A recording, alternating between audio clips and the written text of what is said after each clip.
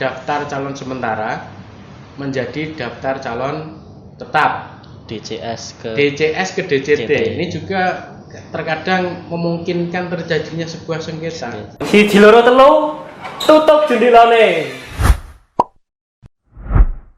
Yang di bulan kemarin kita sudah bahas tahapan adjudikasi dan sekarang kita bahas tentang potensi sengketa pada tahapan pencalonan di bulan September ini, karena menurut RDP terakhir di Jakarta situ Pak, itu paling enggak kita persiapannya 4 bulan lagi ya. Karena ini sudah September, Oktober, November, Desember, Januari sudah mulai tahapan.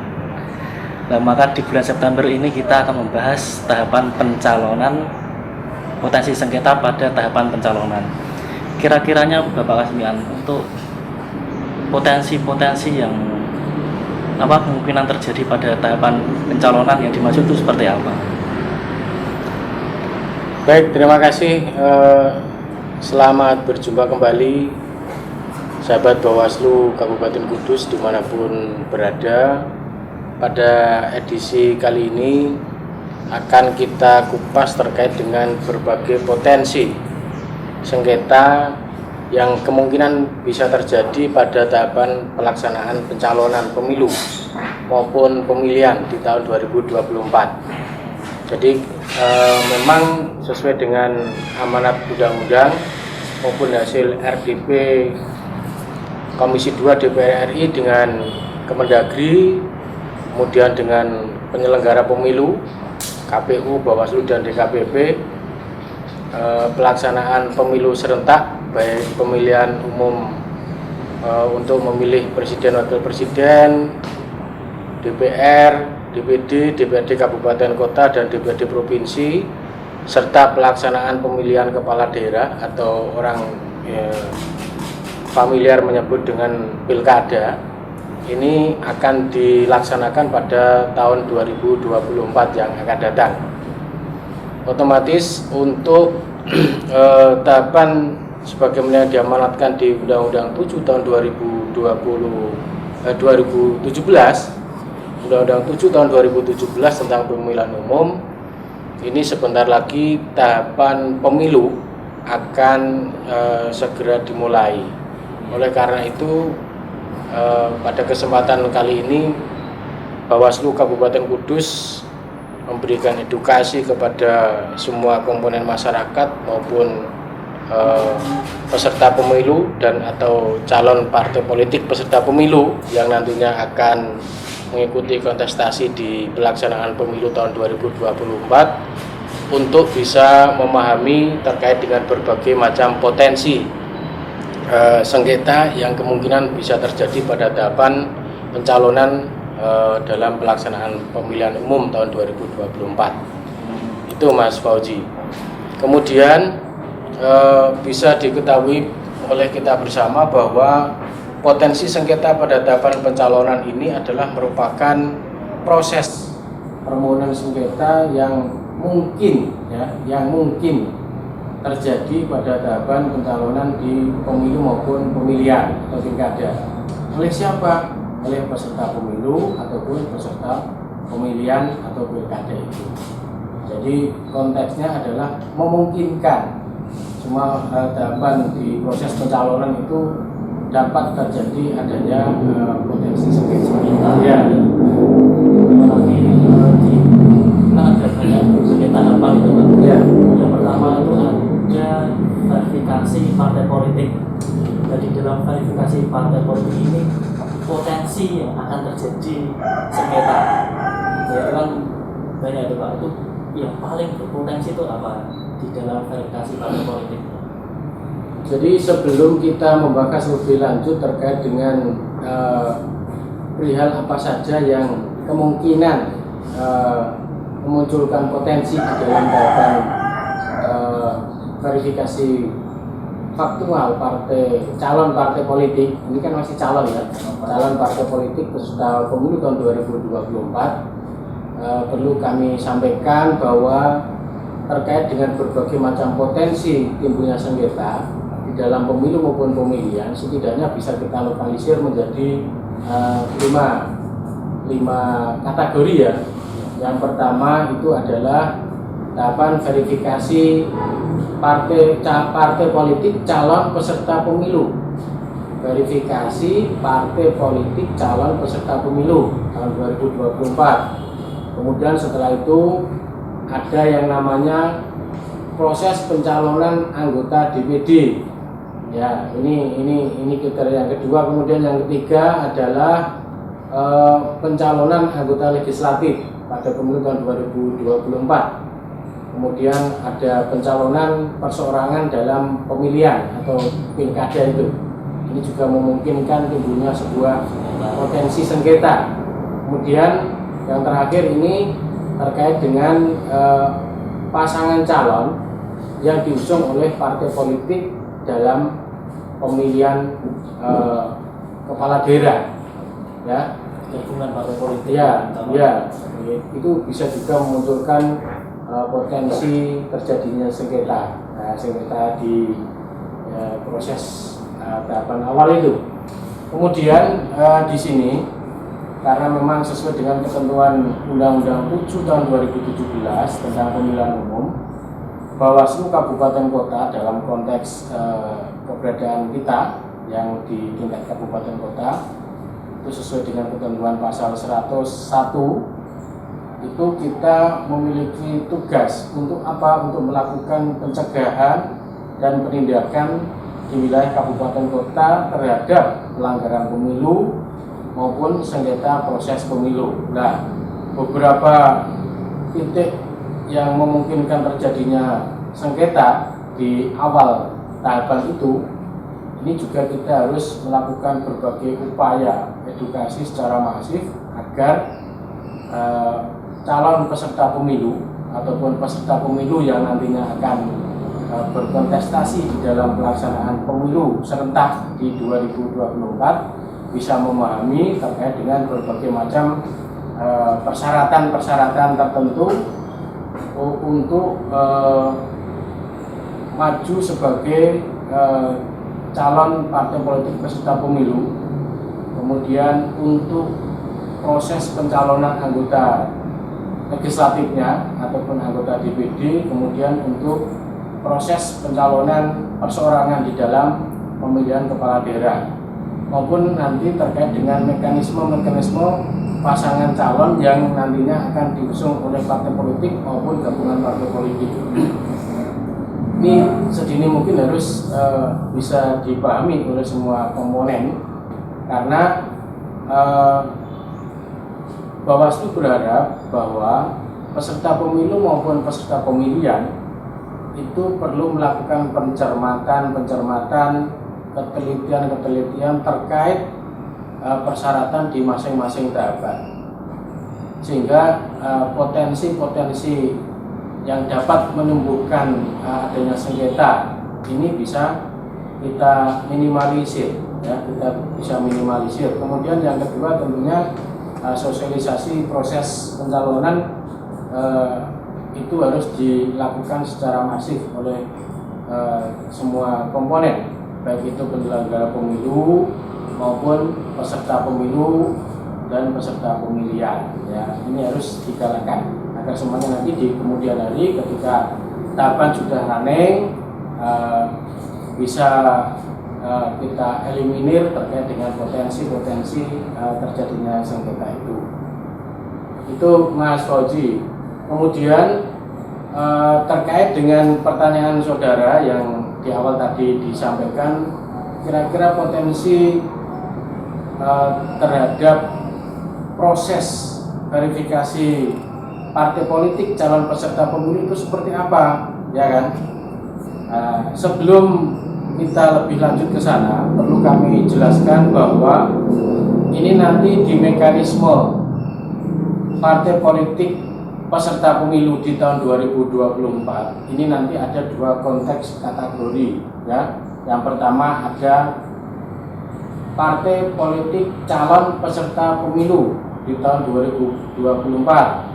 Kemudian nanti partai politik yang sudah memiliki perwakilan di parlemen. Ini ada pembeda ya, karena di tahapan verifikasi faktual partai politik itu nanti sesuai dengan ketentuan putusan Mahkamah Konstitusi nomor 55 garis miring PUU strip Romawi 18 tahun 2020, itu di sana dijelaskan bahwa partai politik yang telah lolos verifikasi pemilu tahun 2019 dan yang telah lolos serta memenuhi ketentuan parliamentary threshold pada pelaksanaan pemilu tahun 2029 itu tetap dilakukan verifikasi. Akan tetapi verifikasi itu secara administratif, ya, verifikasi administrasi, tapi tidak dilakukan verifikasi secara faktual. Beda dengan partai-partai politik calon peserta pemilu yang baru. Partai-partai baru yang Ya, kalau partai-partai baru nanti tetap dilakukan verifikasi faktual di lapangan. Tuh. Kemudian untuk partai politik yang tidak lolos atau tidak memenuhi ketentuan parliamentary threshold itu, partai politik yang hanya memiliki keterwakilan di tingkat DPRD baik provinsi maupun kabupaten kota, serta partai politik yang tidak memiliki keterwakilan di tingkat DPRD provinsi atau kabupaten kota, itu harus dilakukan verifikasi administrasi dan faktual.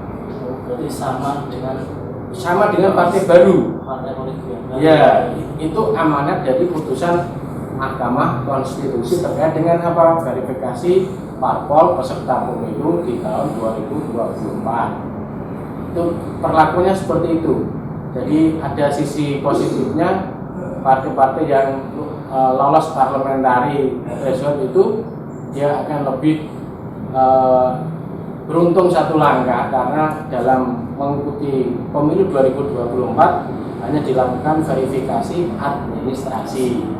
Kemudian terkait dengan verifikasi partai politik calon peserta pemilu yang baru, ya ini kan sudah banyak bermunculan embrio calon-calon partai politik peserta pemilu 2024 yang baru-baru kan banyak.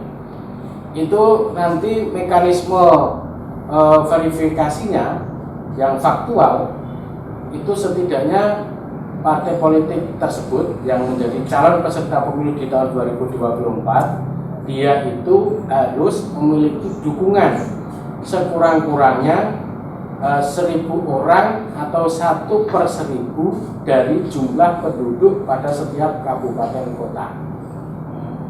Ya, 1/1000 dari jumlah penduduk pada setiap kabupaten kota. Jadi ini bisa ditafsirkan oleh para pengurus partai politik baru yang menjadi bakal calon peserta pemilu nanti. Ya, aturannya itu. Kemudian partai politik yang baru itu, ya, calon peserta pemilu itu juga diharuskan memiliki kepengurusan di tingkat provinsi. Berapa jumlahnya? Jumlahnya adalah 75% dari kabupaten kota di provinsi. Nah itu. Kemudian dia harus memiliki kepengurusan di 50% jumlah kecamatan di kabupaten kota. Konteks ini kita bicara adalah verifikasi di tingkat kabupaten ya, bukan secara nasional. Karena kompetensi Bawaslu kabupaten kota itu kan melakukan pengawasan di wilayah kabupaten kota masing-masing. Kemudian partai politik calon peserta pemilu yang baru itu juga ini juga diharuskan susunan kepengurusan partai politik di tingkat pusat itu paling tidak memiliki keterwakilan perempuan ya sedikitnya 30%, paling sedikit itu ya minimal. Kalau lebih banyak itu malah lebih bagus. Jadi itu pembeda antara partai politik calon peserta pemilu yang baru dengan partai politik calon peserta pemilu 2024 yang sudah memiliki perwakilan parlemen di DPR dan lulus parliamentary threshold. Nah, itu ada pembeda. Jadi Mungkin ini bisa dijadikan acuan bagi pengurus partai politik baru dalam peserta pemilu untuk lebih mempersiapkan diri dalam rangka melakukan verifikasi faktual partai politik dalam peserta pemilu. Itu Mas Fauzi. Kemudian selanjutnya selain partai politik, ini juga terkait dengan proses pencalonan DPD. Ya, di DPD karena pemilu juga kan memilih DPD ya, dan juga tadi partai politik verifikasi. Yeah. Kalau di DPD sendiri proses pencalonnya tadi gimana Pak? Kalau proses pencalonan untuk DPD ini di konteks kerawanan-kerawanan yang mungkin memunculkan potensi sengketa itu terkait dengan jumlah dukungan dan sebaran, ya. Jadi hal-hal yang harus dipenuhi oleh calon anggota DPD untuk maju sebagai bakal calon anggota DPD dalam pelaksanaan pemilu tahun 2024 itu mutlak mereka harus memiliki jumlah dukungan yang tersebar di paling sedikit 50% dari jumlah kabupaten kota di provinsi tertentu. Kalau kita di Jawa Tengah berarti ada 35 kabupaten kota, tinggal kita ambil 50%-nya dari 35, ya. Jumlah sebarannya harus menyebar di paling sedikit 50% tadi dari jumlah 35. Kalau lebih 50% itu malah lebih bagus. Kemudian kalau kita lihat di wilayah kita saat ini di Provinsi Jawa Tengah, kemungkinan jumlah dukungan, ya, jumlah dukungan untuk penduduk yang termuat di dalam daftar pemilih tetap lebih dari 15 juta orang, itu calon anggota DPD harus mengantongi dan mendapat dukungan paling sedikit 5.000 pemilih, paling sedikit. Jadi nanti verifikasi faktualnya juga dikuatkan dengan data dukung, baik itu identitas kependudukan pendukung dan lain sebagainya, dan dilakukan verifikasi, ya, 15 juta, ya. Karena di DPD 2019 Jawa Tengah itu kisarannya kalau tidak salah ingatan ada sekitar 27,9 juta. Ya, Di Jawa Tengah. penduduk yang tercatat dalam DPT. Ya, DPT. Rumusnya dari itu. Jadi berarti kan lebih dari 15 juta.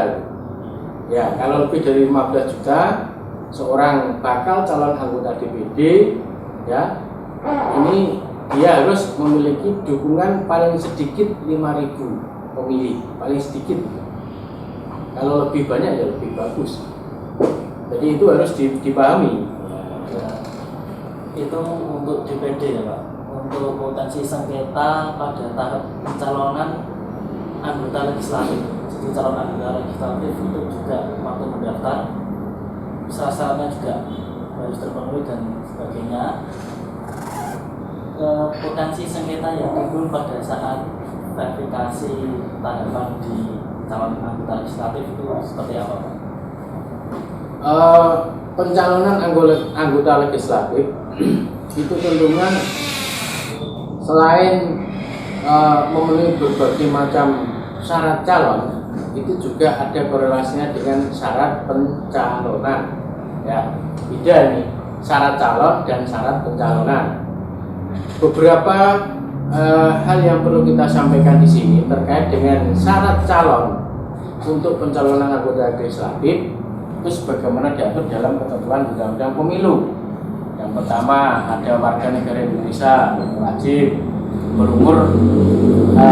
telah berumur 21 tahun, telah berumur.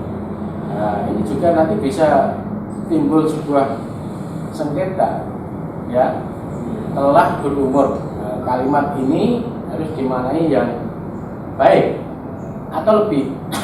Kemudian takwa kepada Tuhan Yang Maha Esa jelas, bertempat tinggal di wilayah NKRI jelas, kemudian dapat berbicara, membaca, dan atau menulis dalam bahasa Indonesia. Pendidikan paling rendah SLTA atau madrasah aliyah atau sekolah kejuruan dan sekolah lain yang sederajat. Paket ini bisa berarti paket C ya, paket C itu bisa setingkat SLTA, bisa buat nyalon sebagai anggota legislatif, paket. Kemudian tidak pernah dipidana dengan pidana penjara berdasarkan putusan pengadilan yang telah inkrah, telah memiliki kekuatan hukum tetap karena melakukan tindak pidana yang diancam dengan pidana penjara 5 tahun atau lebih, ya. Kecuali ada pengecualian secara terbuka dan jujur yang bersangkutan mengemukakan kepada publik bahwa yang bersangkutan adalah mantan terpidana. Ini boleh ketika dia jujur pada publik. Ya. Walaupun dia mantan terpidana boleh tetap syarat untuk calon. Syarat, ya. Dan itu harus dipublikasikan di media. Ya, terus. Kemudian calon itu juga harus ya jasmani, rohani, bebas dari penyalahgunaan narkoba. Terdaftar sebagai pemilih, ini kunci ini. Jangan sampai nanti ada calon anggota legislatif malah namanya belum terdaftar dalam daftar pemilih. Ini nanti bisa menjadi hal yang krusial sekali. Bersedia bekerja penuh waktu ini jelas. Kemudian harus menjadi anggota partai politik peserta pemilu. Ya, ini syarat. Kan tidak mungkin partai politik akan mengusung calon kalau calon itu tidak menjadi anggota dari partai yang mengusungnya. Anggotaan biasanya dibuktikan dengan kartu anggota dan sebagainya itu ya. Tuh, kemudian hanya dicalonkan pada satu lembaga perwakilan dan satu daerah pemilihan.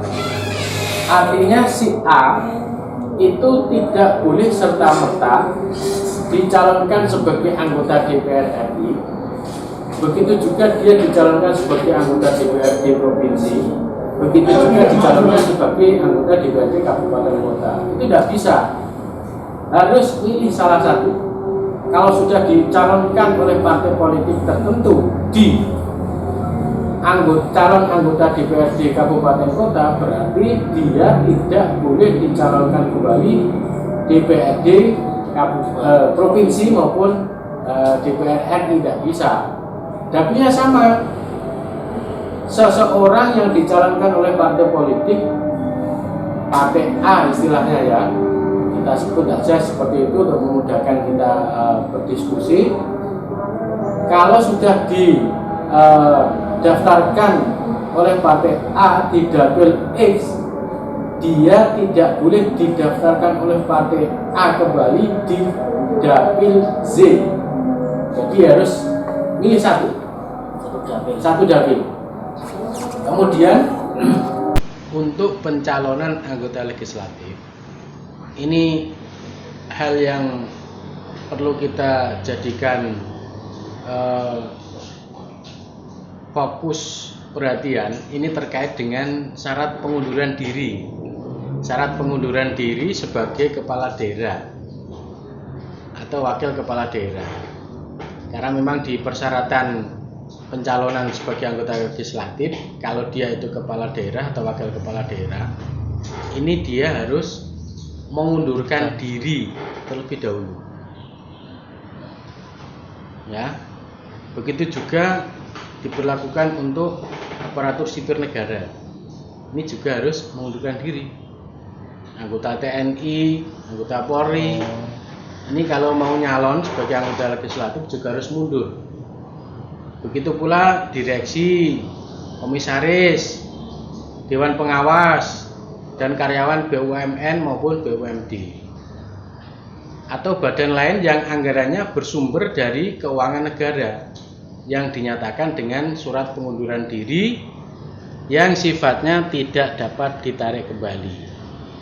Ya.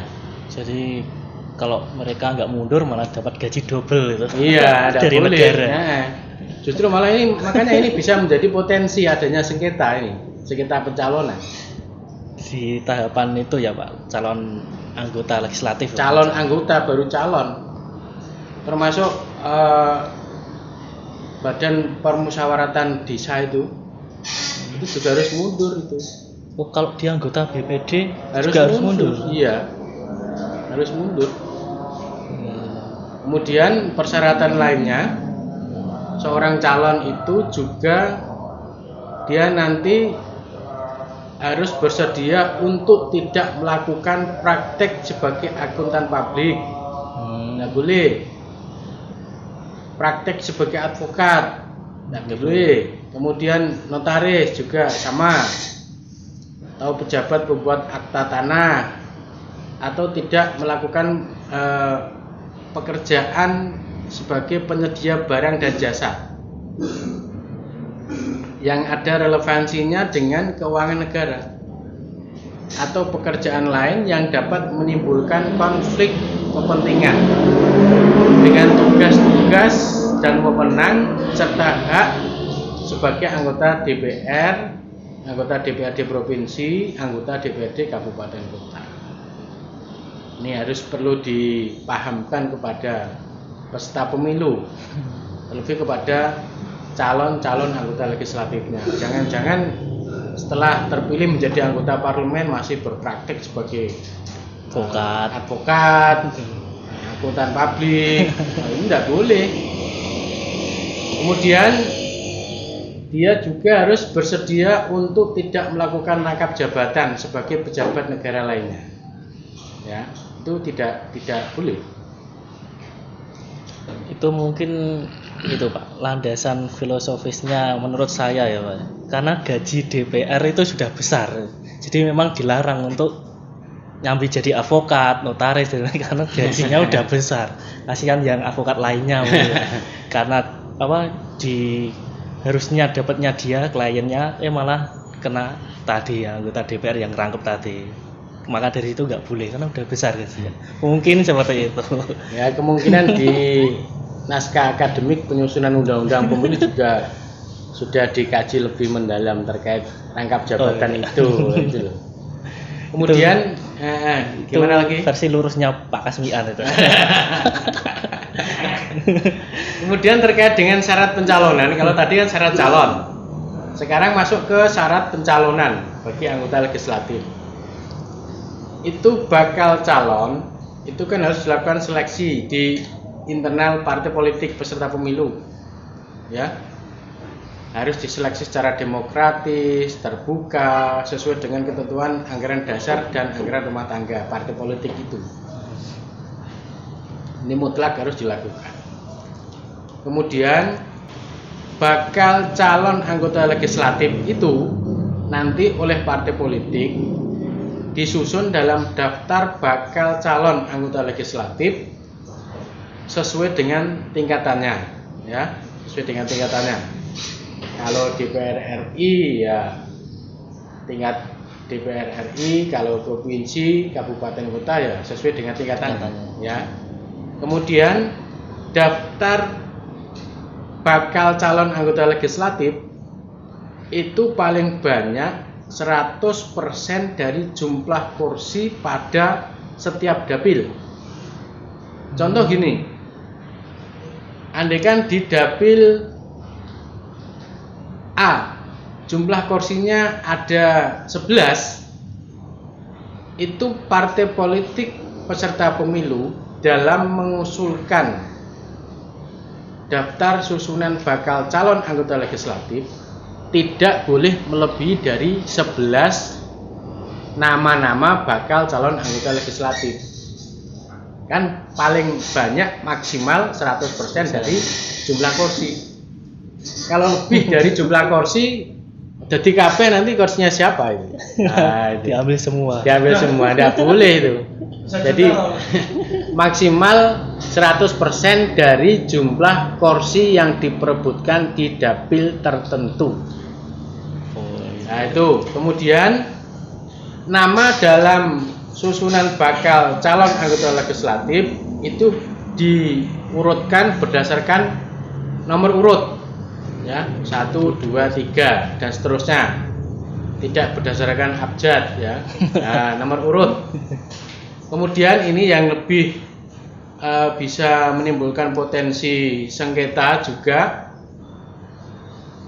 Perlu dipahami, perlu diingat, perlu diterjemahkan oleh partai politik peserta pemilu bahwa di dalam pengajuan susunan bakal calon anggota legislatif itu setiap 3 orang bakal calon anggota legislatif sedikitnya terdapat 1 orang bakal calon perempuan. Ya, dalam 3 contoh ya. Zaid Bakar harus ada Zainab, atau Siti Ali Ahmad. Nah itu, jadi setiap 3 itu harus ada 1 perempuan. Yang lebih pas itu ya adanya ketentuan sistem zipper itu ya. Sistem zipper. Keterwakilan perempuan ya. Kemudian di dalam struktur nama-nama daftar bakal calon anggota legislatif itu di dalam satu dapil ini harus memenuhi ketentuan keterpenuhinya kuota perempuan dengan jumlah 30% dari jumlah bakal calon yang diusulkan oleh partai politik di dapil tertentu. Dalam satu dapil berarti ada 30% keterwakilan perempuan. Harus 30%, harus. Iya. Mutlak itu. Kemudian nanti di dalam daftar bakal calon itu nanti disertai pas foto terbaru, ada fotonya. Ini baru bakal calon ya. Kemudian terkait dengan penandatanganan bakal calon itu dilakukan oleh Ketua Umum Partai Politik atau sebutan lain dan Sekretaris Jenderal Partai Politik atau sebutan lain, ini yang untuk DPR RI. Kalau yang untuk DPRD Provinsi dan DPRD Kabupaten Kota itu harus ditandatangani oleh ketua atau nama lain serta sekretaris atau sebutan lain. Jadi yang pakai legalisasi di daftar susunan bakal calon anggota legislatif itu sesuai tingkatannya berbeda. Tingkat kabupaten. Ya, kalau kabupaten, provinsi itu ya cukup dengan ketua partai atau sekretaris partai di tingkat provinsi. Kalau di kabupaten ya tingkat kabupaten. Kemudian daftar calon anggota legislatif ini diajukan paling lambat 9 bulan sebelum hari pemungutan suara. Paling lambat 9 bulan sebelum hari pemungutan suara. Kalau misalnya itu kan masuk ke tahapan ya Pak. Ya. Sebelum 9 bulan tadi, misalnya 10 bulan, 11 bulan, 12 dia sudah dimasukkan, malah lebih baik. Ya. Jadi nggak harus nunggu nunda dulu, belum 9 bulan kok. Iya, nanti malah kacau nanti karena partai politik itu kan harus melakukan penjaringan dulu kan, secara terbuka, demokratis dan lain sebagainya. Kemudian setelah ada tahapan pendaftaran bakal calon itu, ya. Sekarang masuk ke bahasan terkait tahap penetapan daftar calon sementara menjadi daftar calon tetap DCS ke DCT. Ini juga terkadang memungkinkan terjadinya sebuah sengketa. Karena kalau ada yang gugur nggak masuk DCT. Iya, nah kacau nanti. Jadi bakal calon anggota legislatif yang diusung oleh partai politik tertentu ketika sudah dinyatakan lulus verifikasi dan ditetapkan oleh KPU ya sesuai dengan jenjang tingkatannya, itu akan dijadikan sebagai daftar calon sementara. Tadi kan bakal calon, kemudian kalau lolos verifikasi dijadikan daftar calon sementara ya. Kemudian disusun berdasarkan nomor urut, dilengkapi pas foto terbaru, diumumkan di mass media cetak maupun elektronik. Ini keharusan, harus. Dan atau sarana pengumuman lainnya dengan jangka waktu selama 5 hari. Diumumkan. Tujuannya apa? Tujuan pengumuman ini adalah untuk mendapatkan masukan dan tanggapan oleh masyarakat ya, agar bila mana nanti di jeda waktu selama 5 hari pengumuman itu ketika terjadi adanya tanggapan atau masukan dari masyarakat ya, secara berjenjang ini nanti bisa disampaikan oleh masyarakat kepada KPU kalau terkait dengan DPR RI. Kalau kabupaten kota berarti bisa disampaikan melalui KPU kabupaten kota. Begitu juga ketika DPR di provinsi. Ini tanggapan dari masyarakat terkait susunan daftar calon sementara ya, bisa dimasukkan kalau DPR provinsi ya ke KPU tingkat provinsi. Kapan waktunya? Paling lama selama 10 hari.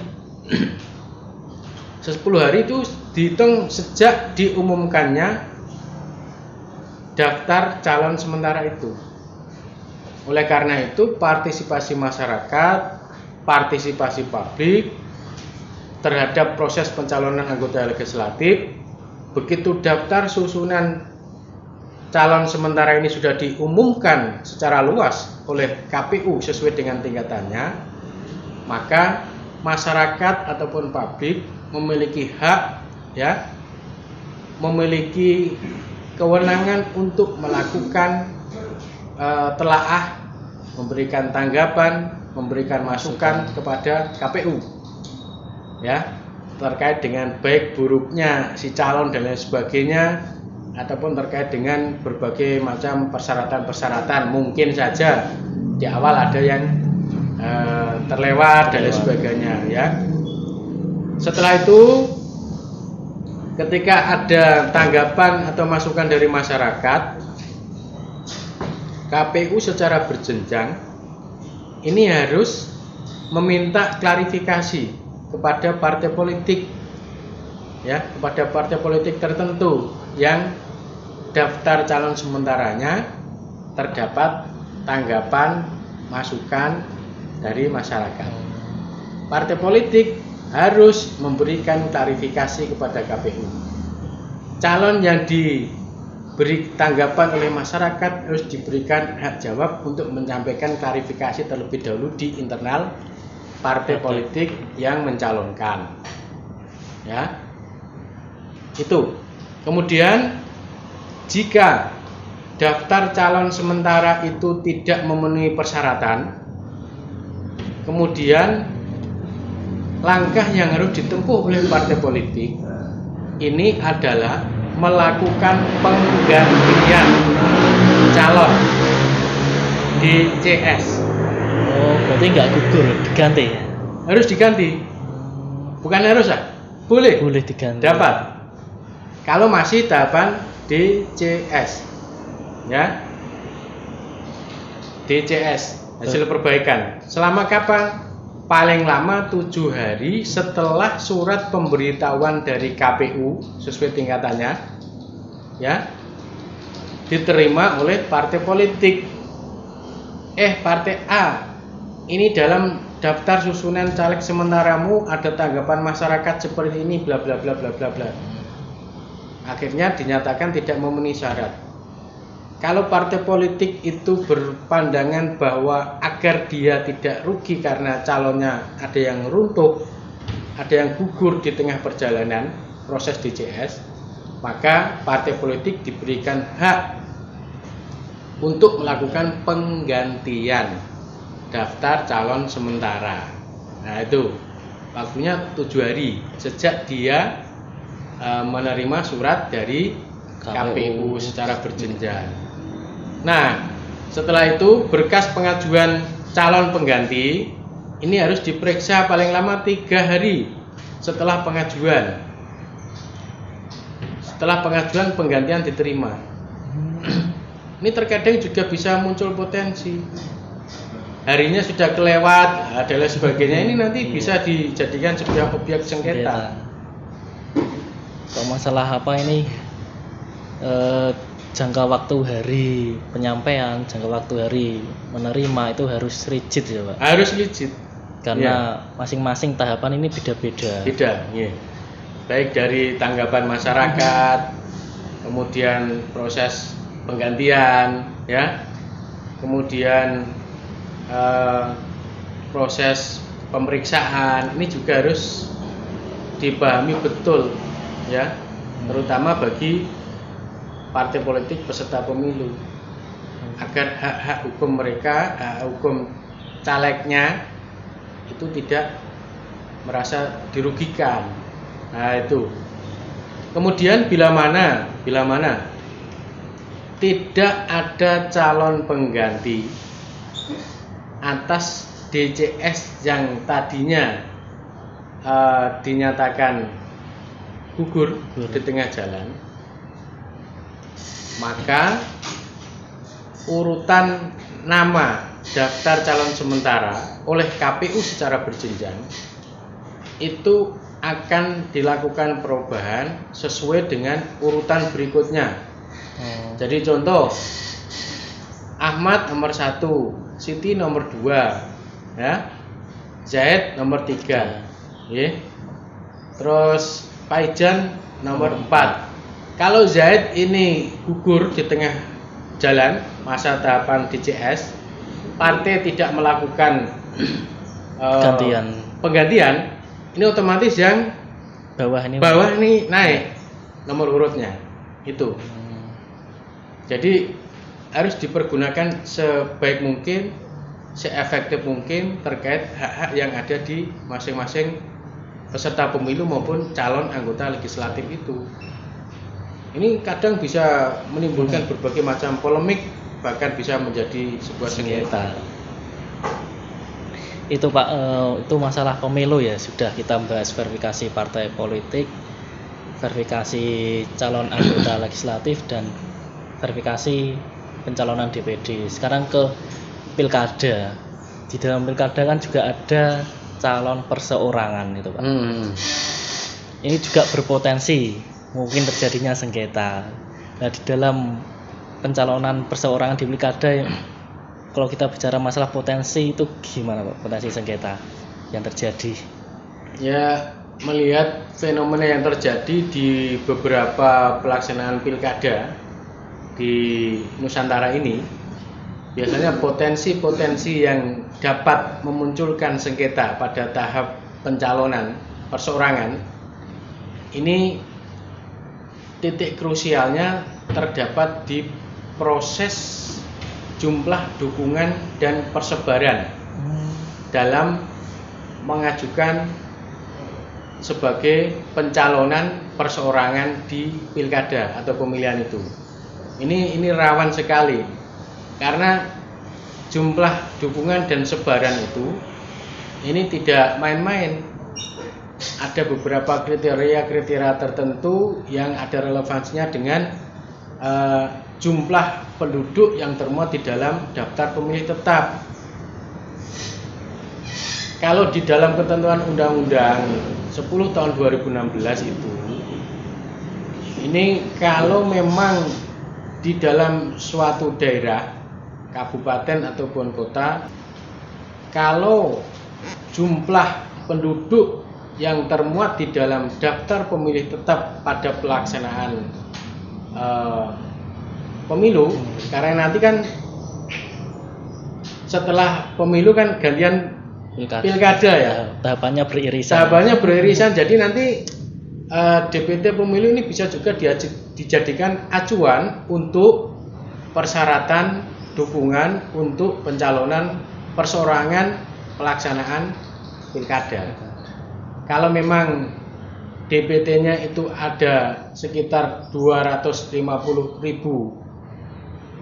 penduduk yang sudah masuk di DPT, berarti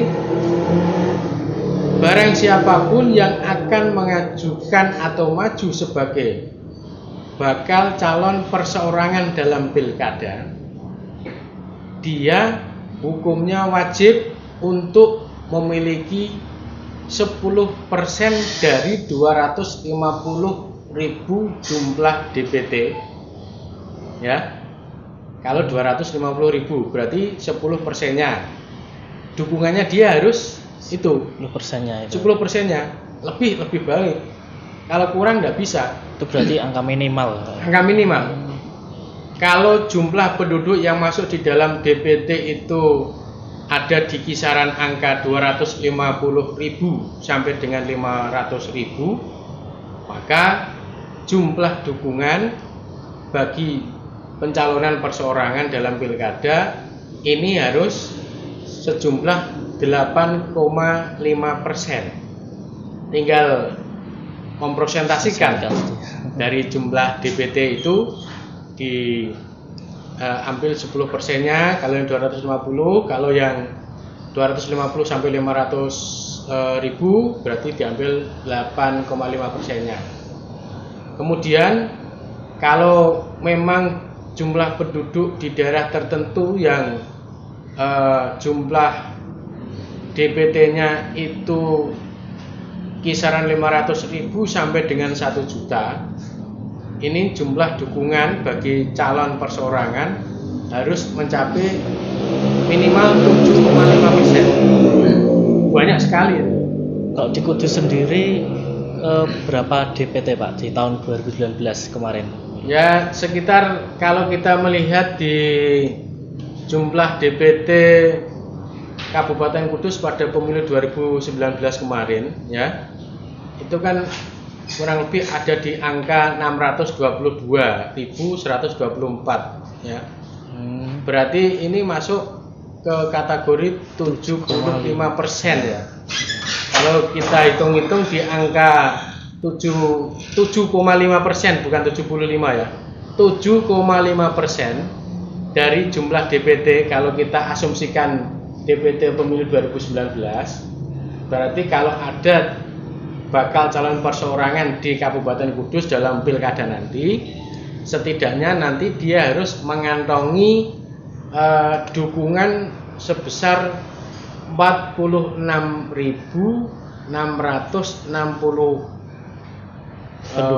dukungan gitu. Ini kalau kita mengaca kepada hasil DPT pemilu 2019. Padahal nanti mengacunya itu kan DPT pemilu tahun 2024. Ya berarti di kisaran, ya prediksi saya kira-kira sekitar hampir 50-an ya. Nambah apa turun nanti Pak DPT? Pastinya nambah kemungkinan ya. Karena apa? Karena pemilih pemula juga bertambah. Entah yang meninggal karena COVID juga banyak. Entah kalau yang meninggal karena COVID, yang jelas tentunya ketika nanti di pelaksanaan Pilkada Kabupaten Kudus 2024 ada calon perseorangan, ya.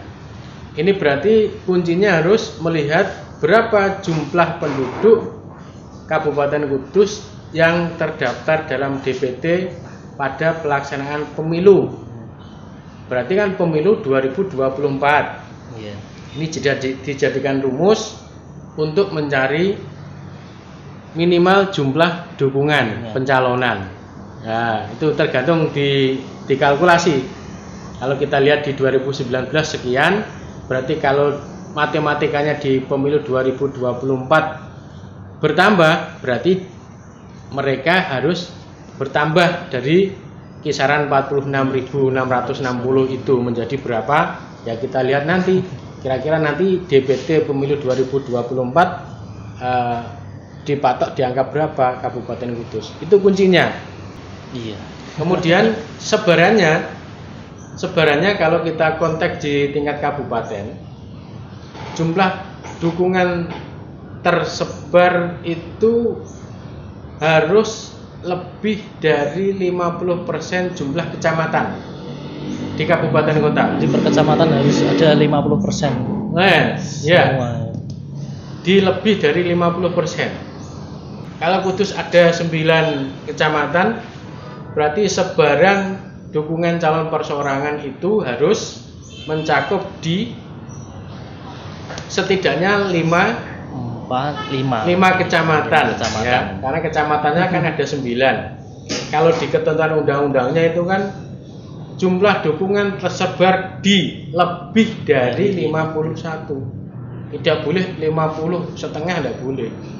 Karena harus dibulatkan 51%.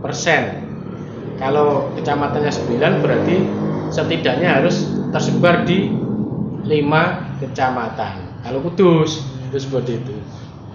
Ya memang berat memang. Tapi itu ketentuan aturan perundang-undangan ya harus kita jalankan. Justru yang berat ini yang berpotensi menimbulkan sengketa. Ya, kayak kasus kabupaten yang lainnya pada Pilkada 2020 itu kan terjadi terkait dengan jumlah dukungan dan sebaran bagi calon anggota bagi calon perseorangan itu muncul karena verifikasinya juga menguras tenaga, waktu, pikiran dan lain sebagainya. Kalau yang pasangan calon tadi Pak di Pilkada, bakal pasangan calon yang didukung dari gabungan partai politik, potensi sengketa yang terjadi seperti apa? Kalau pasangan calon yang diusung oleh partai politik bisa juga single, bisa juga gabungan ya. Oh iya. Ya. Ini kita lihat di syarat calon dulu. Syarat calon secara umum jelas ya. Setia pada Pancasila, takwa pada Tuhan Yang Maha Esa, ya, NKRI, pendidikannya SLTA. Kemudian ini ketentuan usia. Kalau gubernur, bupati, wali kota itu paling rendah 30 tahun usia. Gubernur, bupati, wali kota. Kalau wakilnya ini wakil gubernur, wakil bupati, wakil wali kota itu paling rendah 25 tahun. Nah, itu bisa menjadi syarat calon. Berarti saya belum bisa Pak, saya masih di bawah 25 tahun. Kalau di bawah 25 tahun belum bisa. Nah, itu belum bisa. Mampu jasmani rohani jelas. Kemudian bebas dari penyalahgunaan narkoba, ya, dibuktikan dengan hasil pemeriksaan kesehatan secara menyeluruh, tidak pernah sebagai terpidana, ya, berdasarkan putusan pengadilan yang telah inkrah atau mantan terpidana, akan tapi telah secara terbuka dan jujur mengemukakan kepada publik bahwa yang bersangkutan adalah mantan terpidana. Jadi ketika nanti bakal calonnya ada yang mantan itu, tentunya nanti di media massa, media cetak akan ada publikasi. Karena dia itu harus mempermaklumkan bahwa aku ini adalah mantan terpidana. Nah, itu harus. Ini tidak boleh karena ini adalah amanat Undang-Undang 10/2016. Kemudian syarat ketentuan lain, syarat calon tidak sedang dicabut hak pilihnya oleh pengadilan tentunya. Contoh si A, ya, kesandung kasus, akhirnya ada putusan hak pilihnya dicabut, kok nyalon? Tidak bisa. Nah itu. Kemudian dia tidak pernah melakukan perbuatan tercela. Ini sungguh elegan ini aturan ini. Tidak pernah melakukan perbuatan tercela. Parameternya apa? Orang susah untuk mengukur parameter perbuatan tercela, akan tetapi di ketentuan itu dibuktikan dengan SKCK dari kepolisian. Ada SKCK. Sepanjang ada SKCK dari kepolisian, clear. Ya, dianggap orang itu tidak pernah melakukan perbuatan tercela. Kemudian menyerahkan daftar kekayaan pribadi, tidak sedang memiliki tanggungan hutang, ya. Tanggungan hutang secara perseorangan ataupun badan hukum yang menjadi tanggung jawabnya secara personal, ya, yang merugikan keuangan negara. Ini sudah mulai diperketat. Iya. Kemudian tidak dinyatakan valid. Nah, itu syarat calon. Memiliki NPWP harus belum pernah menjabat 2 kali masa jabatan. Kalau A sudah jabat di bupati di Kabupaten X 2 kali masa jabatan, ini dia sudah gugur, tidak bisa mencalonkan diri lagi, ya. Iya. Itu nggak harus berturut-turut ya, Pak? Enggak.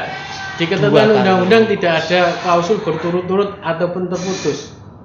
Bahasanya adalah belum pernah menjabat 2 kali masa jabatan. Nah, itu. Kemudian sama halnya bupati atau wali kota, ya, itu juga tidak diperkenankan kalau dia sudah 2 kali menjabat, tapi dia nyalonnya adalah wakil bupati, wakil wali kota, nggak boleh. Pada daerah yang sama, pada daerah yang sama. Nah, itu.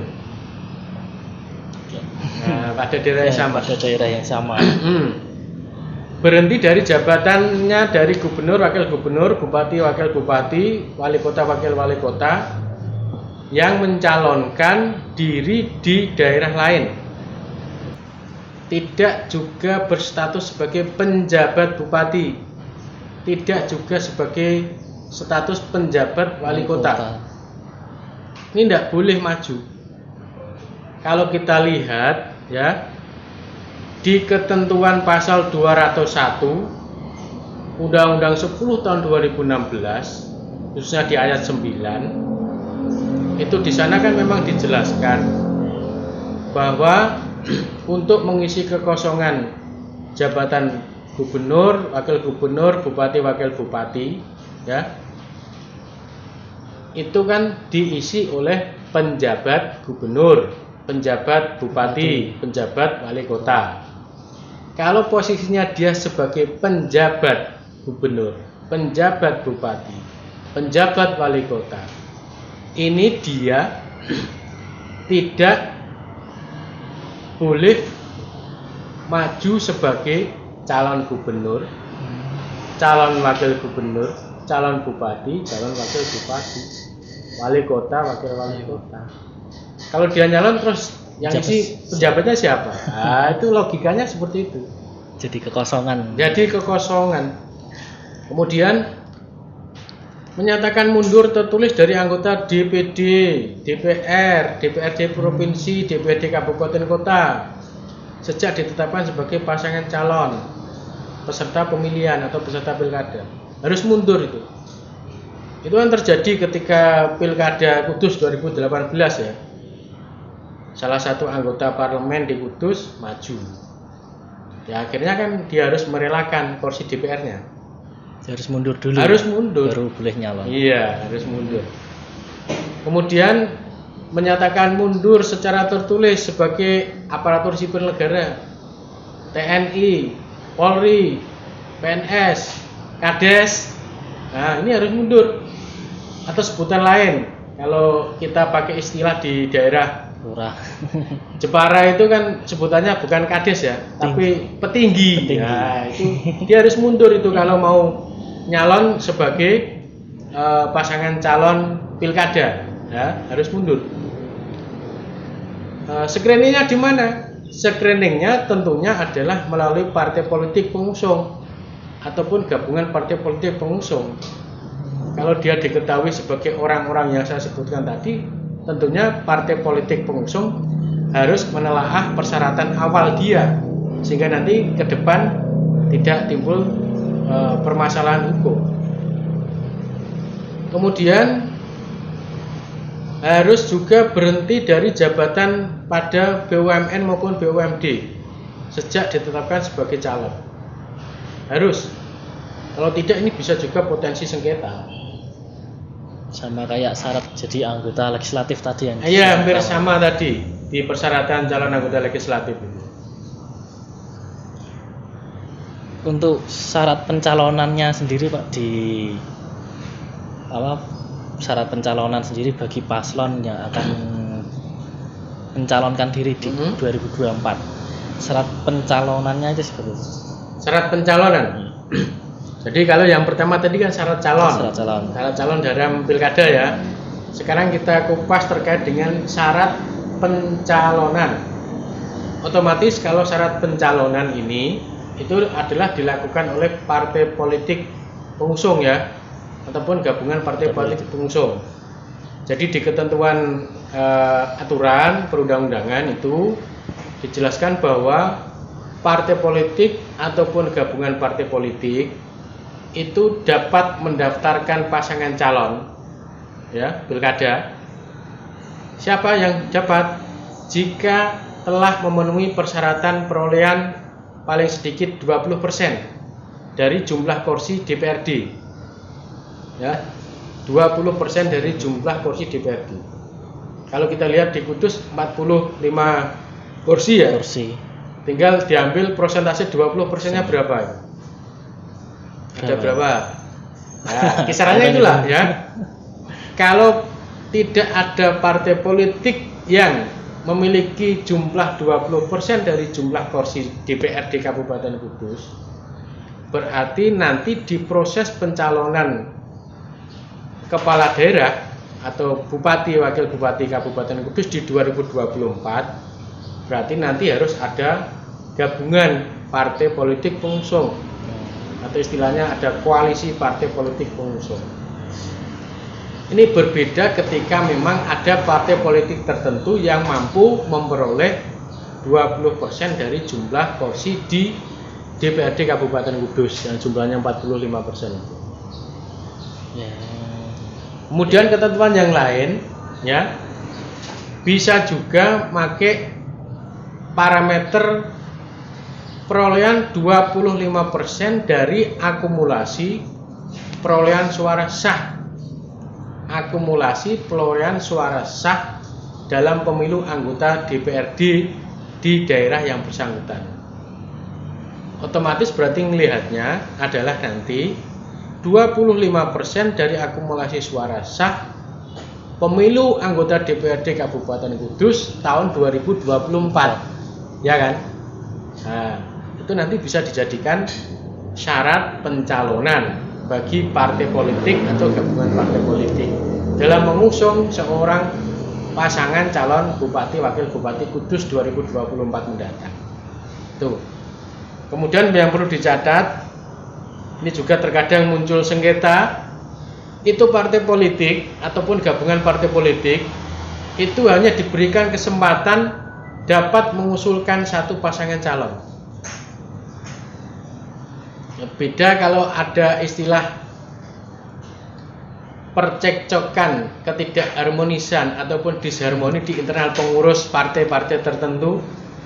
Si A ngusung calon A, si B ngusung pasangan calon B, tapi itu mereka dalam satu konteks wadah partai politik yang sama. Ini potensi sengketa ini, ya, potensi sengketa. Tidak bisa itu, karena partai politik ataupun gabungan partai politik itu hanya diberikan satu hak, dapat mengusulkan satu pasangan calon. Tidak boleh mendua. Tidak boleh mendua. Itu biasanya kalau yang di internal partai politiknya sendiri terjadi dualisme kepengurusan ya, itu berpotensi juga itu. Ya kalau bisa ya biar suasana pilkada kondusif ya. Mari para pengurus partai politik ya ini bisa bersikap lebih dewasa dengan arif dan bijaksana sehingga nanti dalam proses pencalonan pasangan calon yang akan diusung di pilkada 2024 di Kabupaten Kudus itu ya sesuai dengan ketentuan aturan ya, Kalau terkait ada permasalahan dualisme kepengurusan itu selesaikan di internal sesuai dengan ADART. Sengketanya nggak di Bawaslu. Nah, sengketanya jadi nanti tidak masuk di kompetensi Bawaslu, akan tapi selesaikan di internal partai, sesuaikan dengan garis-garis ADART di internal partai. Tuh. Kemudian selanjutnya ketika partai politik atau gabungan partai politik dalam mengusulkan pasangan calon itu menggunakan ketentuan memperoleh paling sedikit 20% dari jumlah kursi DPRD, ya. Jika hasil bagi jumlah kursi, jika hasil dari jumlah kursi, ya, diambil 20% itu, kalau menghasilkan angka pecahan, itu nanti mekanismenya dihitung pembulatan ke atas. Contoh 5,3, 6. berarti 6 kursi. Kan tidak mungkin ada 5 kursi tambah 3 apa? Tidak mungkin. Masa diparuh kursinya. Dibulatkan, ya. Jadi 6 contoh itu. Kalau menggunakan ketentuan akumulasi perolehan suara 25% dari suara sah dalam pemilu anggota DPRD, kalau kudus ya kudus, ya.